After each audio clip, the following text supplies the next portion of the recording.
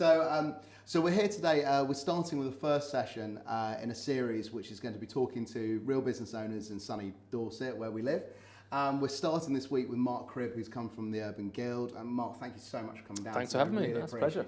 We're going to be talking about all the different pains and pressures and successes that young business owners go through. And we thought we'd start with Mark, who your business is pretty well known in the area. The Urban Beach and Urban Reef specifically, I suppose, are very well known, being landmarks on the coast. Yeah, I think so. I guess location-wise, I suppose, it's probably a big one, certainly for Urban Reef, because we're right down on the seafront, so that probably tends to be the highest profile one that people see quite a lot.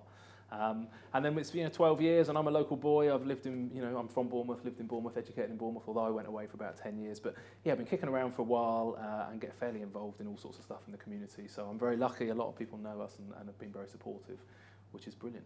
Yeah, so how did you get started? Your first one was Urban Beach, wasn't it? It was, yeah, the hotel. Yeah. So how do you just sort of like go, I'm going to buy a hotel? Yeah, I think everyone presumes you must have just won the lottery or something to buy a building like that. I wrote a business plan, went around the banks and said I need basically nigh on 500 grand, and all the banks just laughed at me. I couldn't even get in the door. I went to my folks and I said, look, I found this hotel. I reckon I've got a good CV. I reckon whatever I do, I can make it work.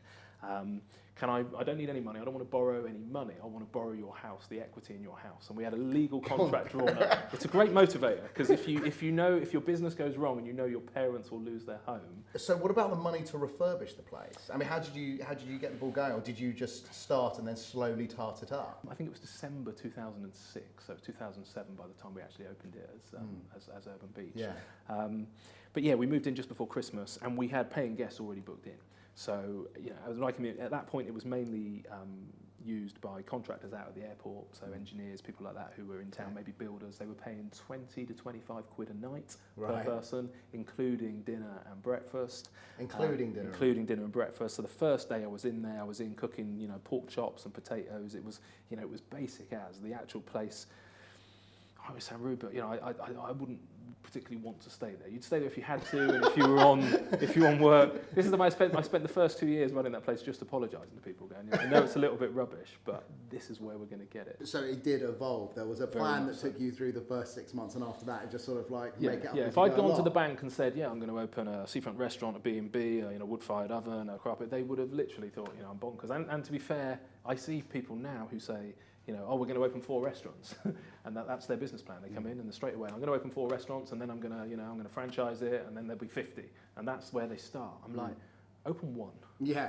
Just open Get 1. It right. Yeah, and just because it's really difficult. People think the margins are massive in restaurants, but Urban Beach for 3 years.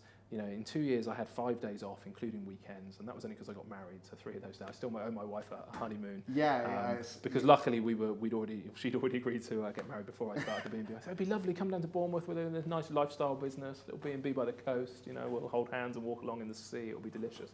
And then at 4 o'clock in the morning on New Year's Eve, she was washing glasses and plates from a New Year's Eve party and going, this isn't what I signed up for. But yeah, a bonkers, 2 years. Even up to probably 5 years, I was absolutely, I couldn't physically go back and work as hard as I did work back then. What advice would you give to somebody who, on their own, sitting in their bedroom at the moment, is going, I want to try this idea. Yeah. But I may have to give up my job to try it. I may have to, Well, if they're 22, I tell them not to worry about it. I go and have some fun. It's like literally, I don't know. You can recover at that age. Yeah, and we're all driven to kind of like do more, get more, go fast, or whatever. First thing is go off. I thought the world was a certain way, but I wanted to go and check, so I travelled. Just do anything. So first, don't worry about what you're going to do. It's this whole, what you're going to do when you're a grown-up. I don't know what I'll do when I'm a grown-up. No, never grow up. But genuinely, don't worry about it. It's that first step. It's just go and do stuff. I have conversations with my team sometimes who, they all want the end game. They want, they want to own the business, or they want the big glass tower, and they want the suit and the car and all that kind of stuff. But don't want to put the graft in to get there. But as long as you're learning every single day, then it's that old cliche again of you can't join the dots until you look back. So all the stuff that you're doing now, You know, when you look back, you'll be able to go, okay, I see I did that, and that led to that, and that led to that, and it's an adventure. So the biggest thing is just be motivated to do something. I think there's this paralysis sometimes of trying to come up with an idea, and you could be sitting in your room going, I need an idea, and I want to be an entrepreneur, and I want to be self-employed.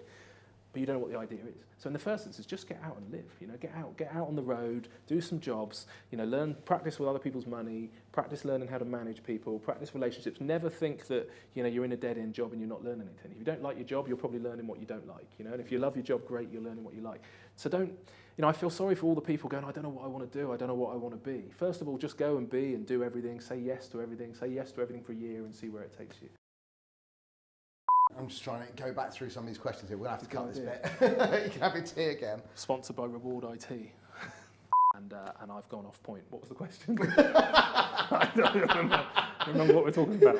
If this was a morning meeting, I would have nailed that. But by this time of the night, I don't even know my own name. And the food and the drink is just the lubrication for all of that. No, what was the question? No. That's the answer. No. I think that's such a great way of describing it.